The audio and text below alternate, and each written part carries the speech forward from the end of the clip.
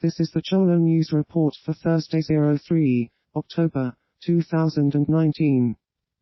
At least 5 people are killed in a second day of spontaneous protests against unemployment, government corruption and lack of basic services in Iraq.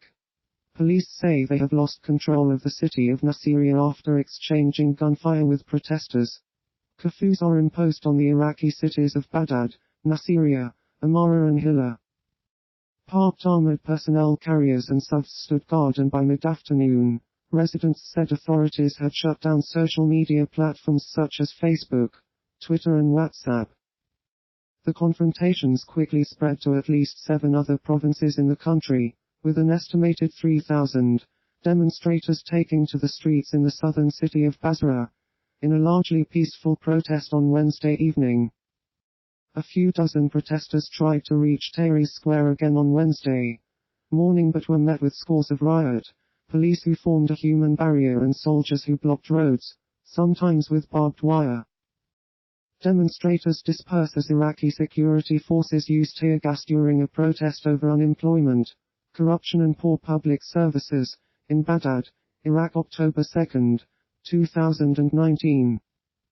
Abdul Mahdi on Wednesday chaired an emergency meeting of the National Security Council, which issued a statement regretting deaths and injuries on both sides.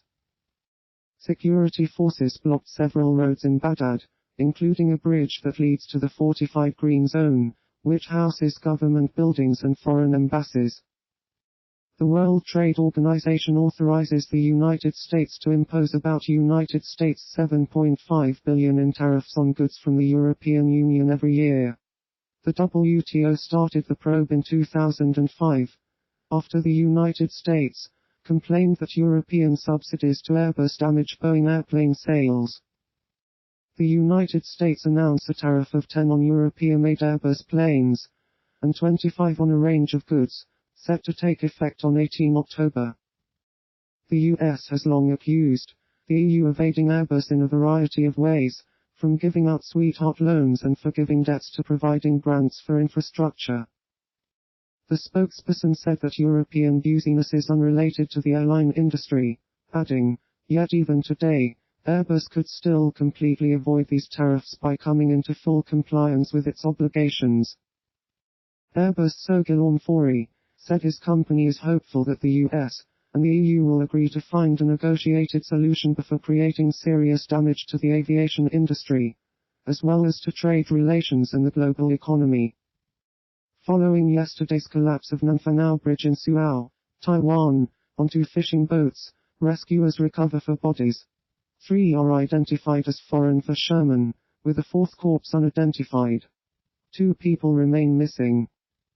The 21-year-old bridge collapsed Tuesday morning in Nanfanao, a small but crowded fishing village about 60 kilometers east of Taipei on the eastern coast of Taiwan.